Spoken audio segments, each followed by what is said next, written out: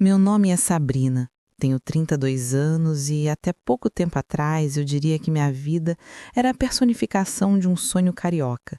Eu tinha um bom emprego em uma agência de publicidade no coração do Rio de Janeiro. Um apartamento com vista para o verde exuberante que ainda resiste na cidade. E o mais importante, eu estava noiva do Caio. Ah, o Caio! Com seus 35 anos, ele era a mistura perfeita de maturidade e um espírito jovial que me encantava. Nos conhecemos na praia. Clichê, eu sei, mas foi real. Seus olhos castanhos brilhavam mais que o sol refletido no mar, e seu sorriso tinha um poder de acalmar qualquer tempestade na minha alma. Nossa vida era um romance intenso, daqueles de cinema. As noites eram preenchidas com jantares à luz de velas na nossa varanda, conversas que se estendiam pela madrugada e uma paixão que nos consumia. O toque dele era elétrico, seus beijos um vício.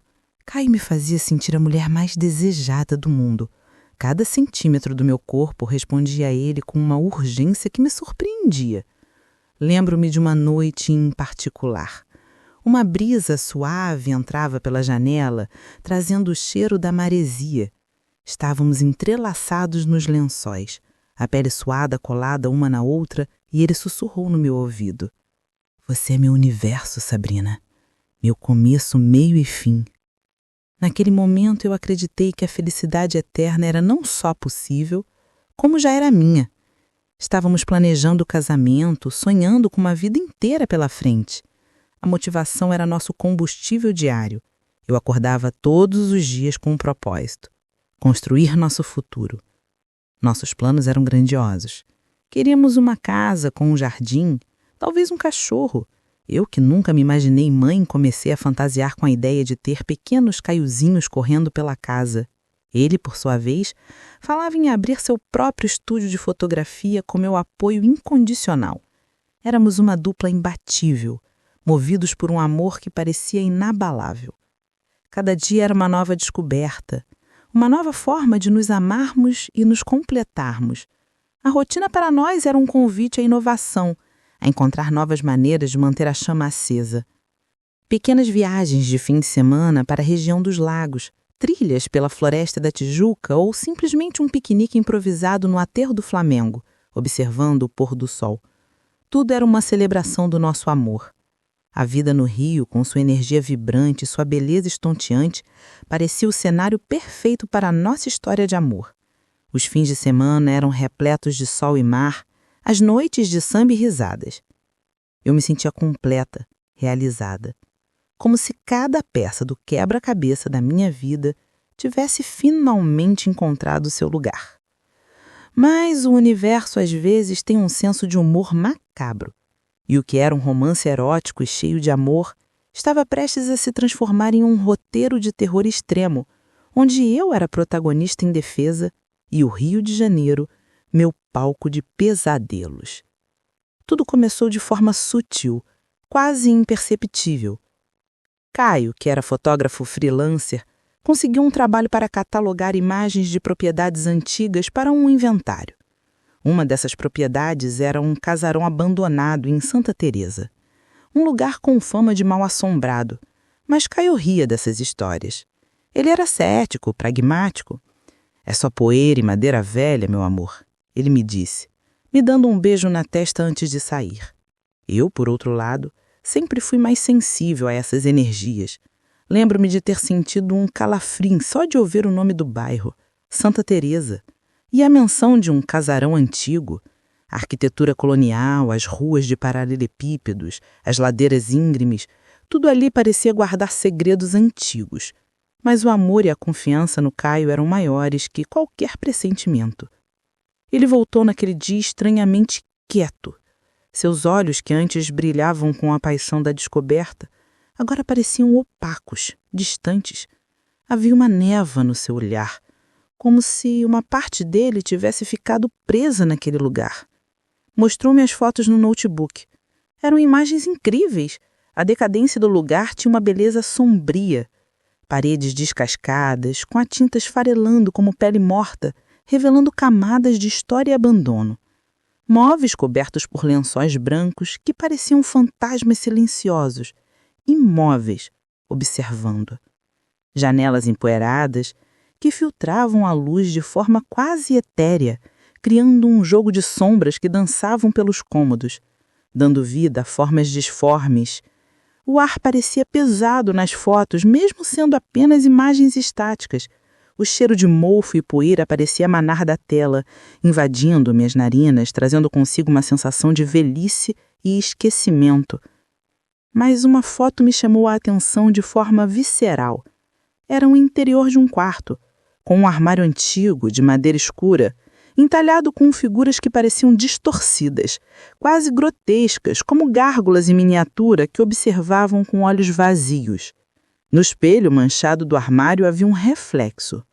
Uma mancha disforme, escura, que não parecia ser nem eu nem Caio.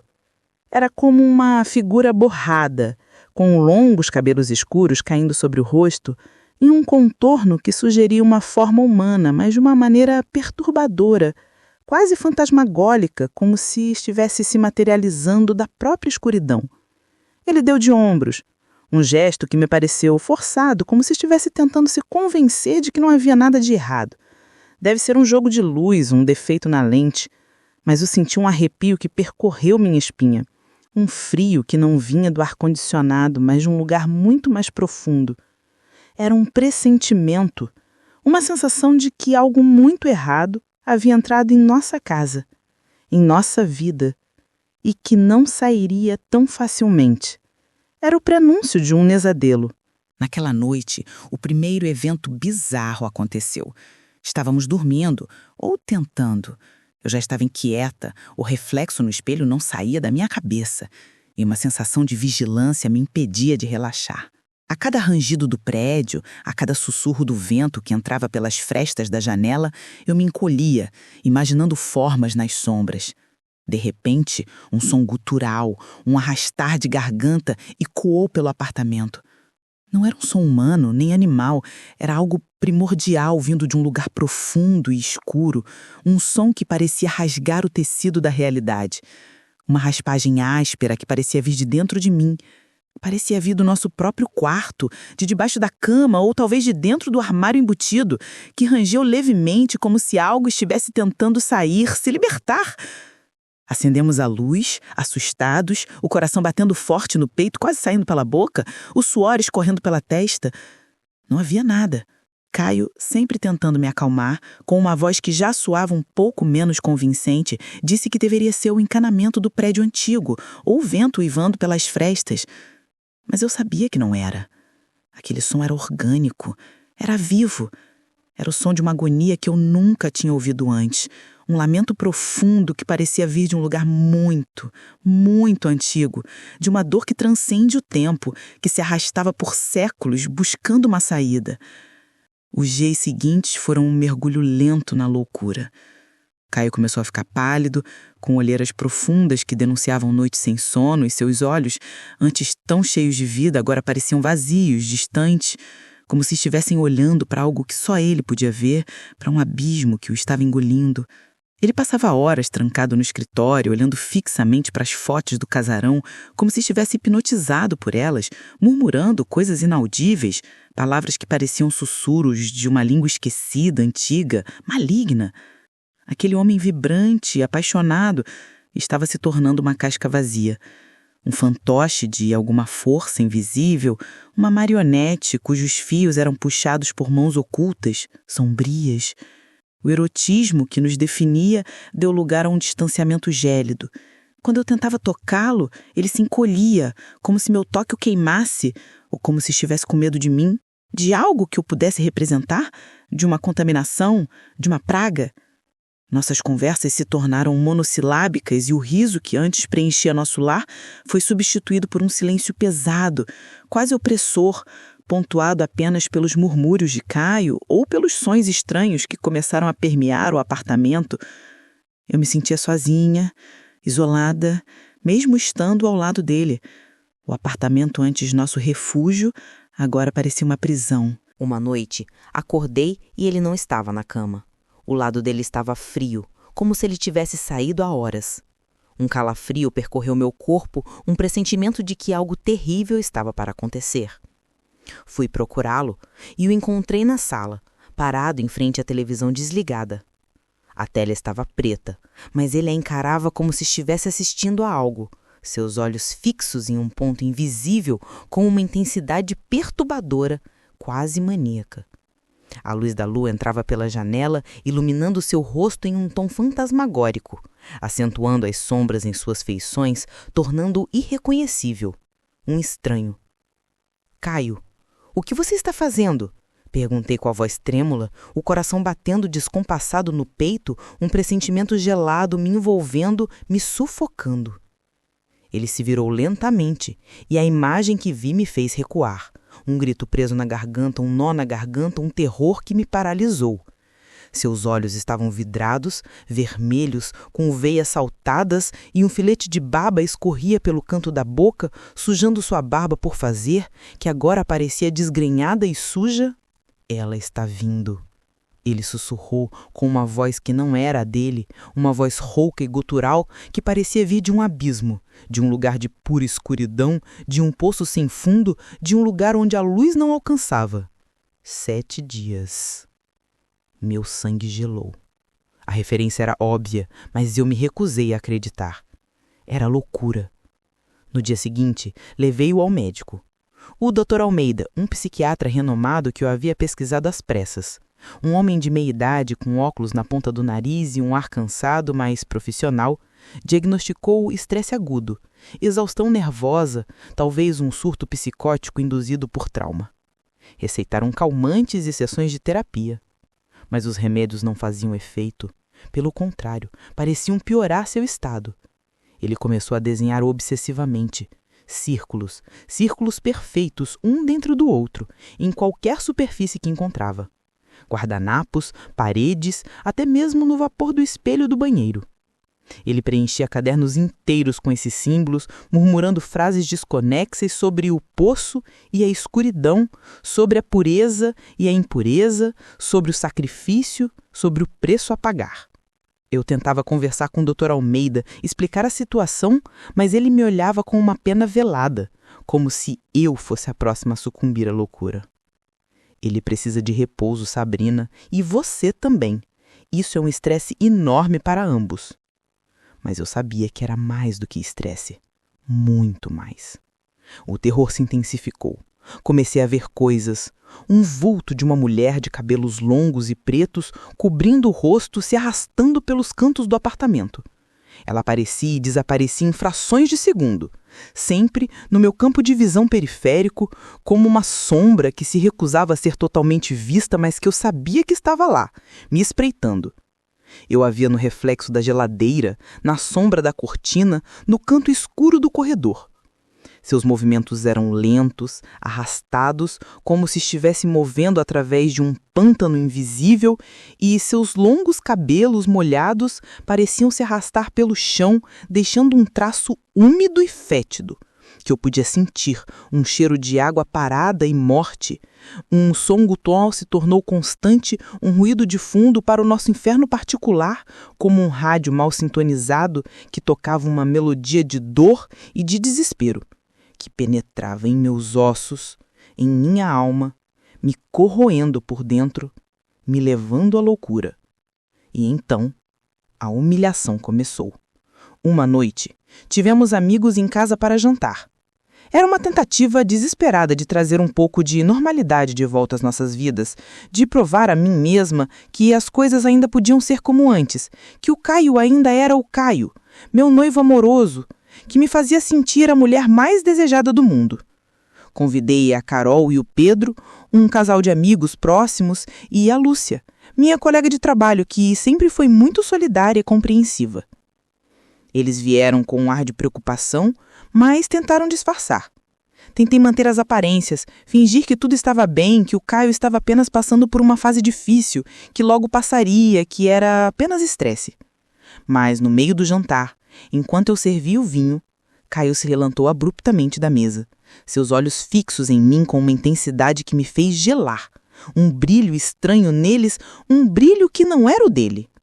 Ele foi até a cozinha e voltou com um balde de água suja que parecia ter sido usada para lavar o chão, com um cheiro nauseabando de desinfetante e mofo, misturado com algo mais orgânico, quase pútrido, que me revirou o estômago, me fazendo engasgar.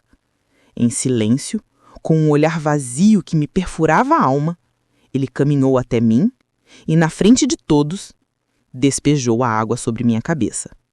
A água fétida escorreu pelo meu cabelo, meu rosto, meu vestido novo, manchando com uma sujidade pegajosa e escura que parecia grudar na minha pele, me sufocando. Os nossos amigos ficaram em choque, com os talheres suspensos no ar, as bocas abertas, sem saber o que fazer, o silêncio constrangedor preenchendo a sala, pesado como uma lapide, como um bardo. Eu fiquei paralisada, sentindo a humilhação queimar mais do que a água fria, mais do que qualquer dor física. O cheiro era insuportável e as risadas contidas nos meus amigos que eu imaginei eram ainda piores do que qualquer grito, do que qualquer palavra de desprezo. Caio me olhou, seus olhos vazios de qualquer emoção, e disse com uma voz fria e desprovida de qualquer afeto que me encolher, me fazer sentir a criatura mais insignificante do mundo, um verme. Você precisa ser purificada. Sua impureza atrai a escuridão. Ele não era mais o meu Caio. Era outra coisa, algo que o habitava. Aquilo foi a gota d'água. Nossos amigos se levantaram horrorizados e foram embora apressadamente, sem sequer se despedir, deixando-me sozinha, com Caio e a sujeira, com a vergonha e o desespero. Eu chorei, gritei para que ele me dissesse o que estava acontecendo, para que voltasse a ser o Caio que eu amava, o homem que me prometeu um universo, que me fazia sentir a mulher mais desejada do mundo. Ele só se sentou no chão, alheio à minha dor, e começou a desenhar círculos de novo, como se estivesse em transe, murmurando frases desconexas sobre o poço e a escuridão, sobre a pureza e a impureza, sobre o sacrifício, sobre o preço a pagar. Nos dias seguintes, a humilhação se tornou rotina. Ele me obrigava a comer no chão como um animal, enquanto ele se sentava à mesa, me observando com aquele olhar vazio, um sorriso cruel nos lábios, um sorriso que me gelava a alma. Ele rasgou minhas roupas favoritas, dizendo que eram vestes de sedução que atraíam o mal, que eu era uma pecadora, uma tentação. Uma vez ele me trancou no banheiro por horas, com a torneira pingando incessantemente, o som ecoando na minha cabeça, enquanto ele sussurrava do lado de fora que eu precisava lavar meus pecados, que eu era suja, impura, indigna. Eu estava perdendo a sanidade, a dignidade, a esperança. Cada dia era uma nova tortura, uma nova forma de me quebrar. Eu me via no espelho e não reconhecia a mulher que me encarava de volta. Meus olhos estavam fundos, meu cabelo desgrenhado, minha pele pálida, com olheiras profundas. Eu era uma sombra de mim mesma, um fantasma em minha própria casa. A cada toque, a cada palavra, eu sentia um pedaço da minha alma se esvaindo. Desesperada, decidi investigar por conta própria. Eu precisava entender o que havia acontecido com o homem que eu amava e o que estava acontecendo comigo. Peguei as chaves do carro e dirigi até Santa Teresa, sob a luz fraca dos postes, que mal iluminavam as ruas estreitas e sinuosas, cheias de paralelepípedos que pareciam levar a lugar nenhum. O casarão era ainda mais assustador durante a noite, suas janelas escuras parecendo olhos vazios que me observavam, me julgavam, me condenavam. A energia era pesada, opressora, e eu podia sentir o frio mesmo dentro do carro, um frio que parecia vir de dentro de mim, de um lugar onde a esperança estava morrendo, onde a vida se esvaía. Com uma lanterna na mão, forcei a entrada. O rangido da porta ecoando no silêncio da noite, um som que parecia gritar, um lamento. O cheiro de mofo e decadência era sufocante, misturado com um odor metálico, quase de sangue, e algo mais, algo doce e pútrido, como flores mortas, como carne em decomposição. Encontrei o quarto da foto, O mesmo armário entalhado que agora parecia ainda mais sinistro, suas figuras grotescas parecendo se mover nas sombras, ganhando vida. Com o coração na boca, eu o abri. Dentro, além do cheiro de mofo, havia uma pequena caixa de madeira, escura, com entalhos semelhantes aos do armário, mas mais elaborados, quase rituais. Símbolos que eu não conseguia decifrar, mas que me causavam arrepios. Dentro da caixa, uma fita de vídeo antiga, sem rótulo, e uma foto amarelada pelo tempo. Uma foto de uma freira. Mas não era uma freira comum. Seu rosto era pálido, cadavérico, com a pele esticada sobre os ossos, e seus olhos eram 2 poços de escuridão, sem pupilas, apenas um vazio assustador que parecia sugar a luz, a vida, a alma.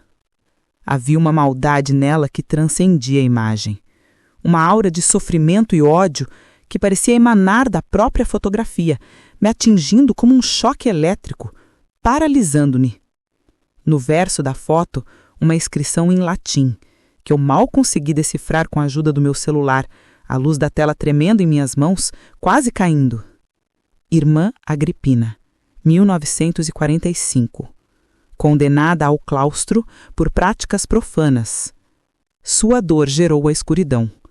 O ciclo deve ser quebrado. A frase ecoou na minha mente, um aviso, uma profecia. Levei a fita e a foto para casa. Eu precisava entender. Encontrei um videocassete antigo no brechó no centro da cidade, um modelo obsoleto que parecia ter saído de um museu, e com as mãos tremendo, coloquei a fita. A imagem que surgiu na tela era granulada, em preto e branco, cheia de ruídos e distorções, como se a própria fita estivesse lutando para não revelar seus segredos, para manter o horror oculto. Mostrava imagens desconexas e perturbadoras, um poço escuro, a água borbulhando como se estivesse fervendo, exalando um vapor fétido, um dedo sendo perfurado por um prego enferrujado, o sangue escorrendo em um filete fino, manchando a pele pálida, um enxame de moscas zumbindo sobre algo invisível e o rosto daquela freira, seus olhos fixos na câmera, como se estivesse me encarando através do tempo, me arrastando para o seu inferno particular, me arrastando para ele. A cada imagem um calafrio mais intenso, uma sensação de que eu estava invadindo algo proibido, algo que deveria permanecer enterrado, esquecido. E então, o telefone tocou. Meu coração quase saiu da boca, um som estridente que me fez pular, me tirando do transe. Atendi.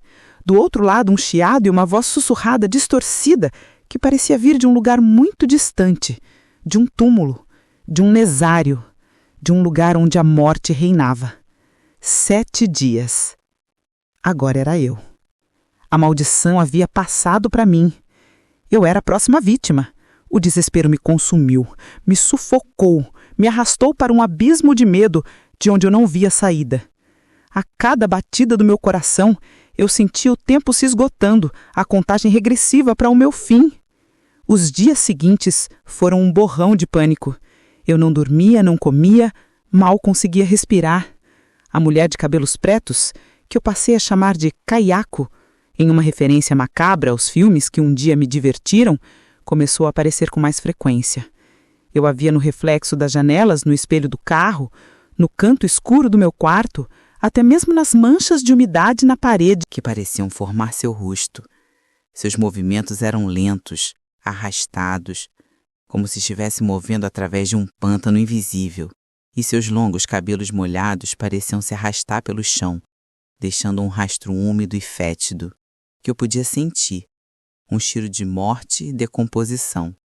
O som gutural se tornou constante, um ruído de fundo para o nosso inferno particular, como um rádio mal sintonizado que tocava uma melodia de dor e desespero, que penetrava em meus ossos, em minha alma, me corroendo por dentro, me levando à loucura.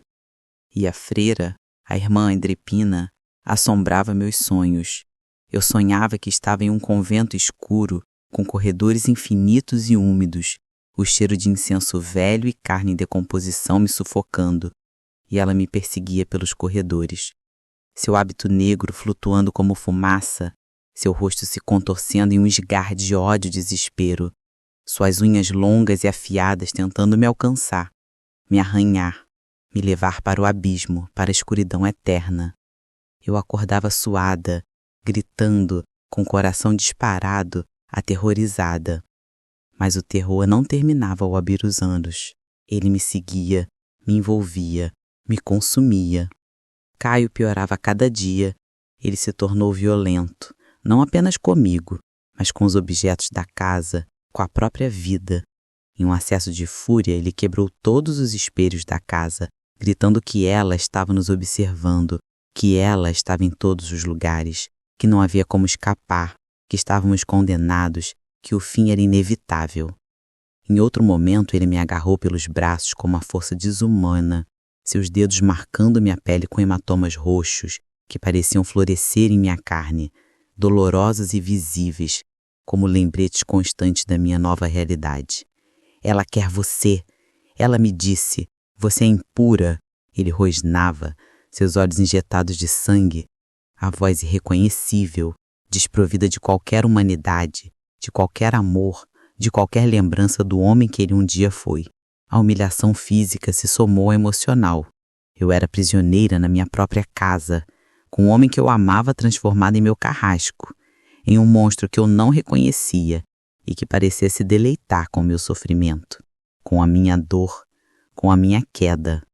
Eu tentava fugir, mas ele me impedia, com uma força sobrenatural, como se estivesse sendo controlado por algo maior, mais antigo, mais maligno.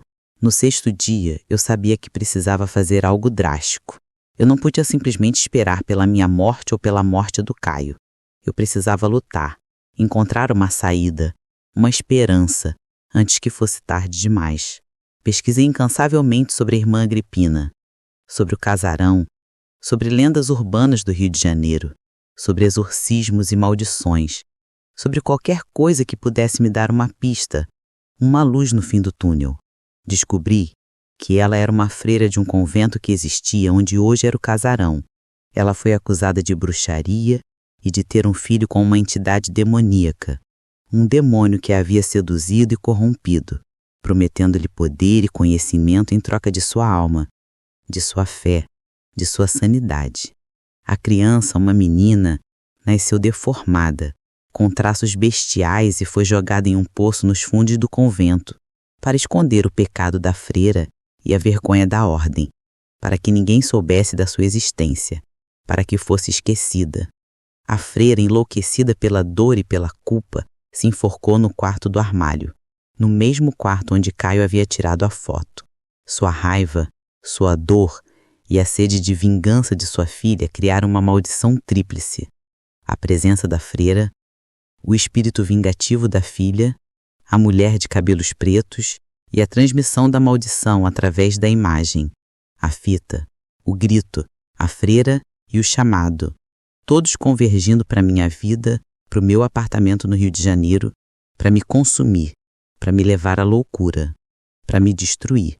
Eu também descobri sobre um antigo ritual de purificação, uma espécie de exorcismo que era praticado por uma ordem religiosa secreta que se estabeleceu no Rio de Janeiro no século XIX. O ritual envolvia a compreensão da dor do espírito, e não a sua expulsão. Era uma forma de libertar, e não de combater. Era um ritual de compaixão, de perdão, de quebra de ciclos, de cura. Eu encontrei um livro antigo, empoeirado, em uma livraria de alfarrabista na Lapa, que falava sobre esses rituais. O livro, escrito em latim e português arcaico, descrevia a importância de reconhecer a dor do espírito, de oferecer-lhe paz e não de lutar contra ele. Era uma abordagem radicalmente diferente de tudo que eu conhecia sobre exorcismos. O livro mencionava um nome, o Padre Antônio, um jesuíta que havia dedicado sua vida a esses rituais de compaixão. Ele havia desaparecido misteriosamente, mas seus escritos permaneceram. Eu senti uma ponta de esperança, uma pequena chama acendendo na escuridão. No 7º dia, eu estava no limite. Caio estava catatônico no sofá, seus olhos abertos, mas sem vida, fixos no teto, murmurando palavras inaudíveis, como se estivesse em um mundo distante, inacessível.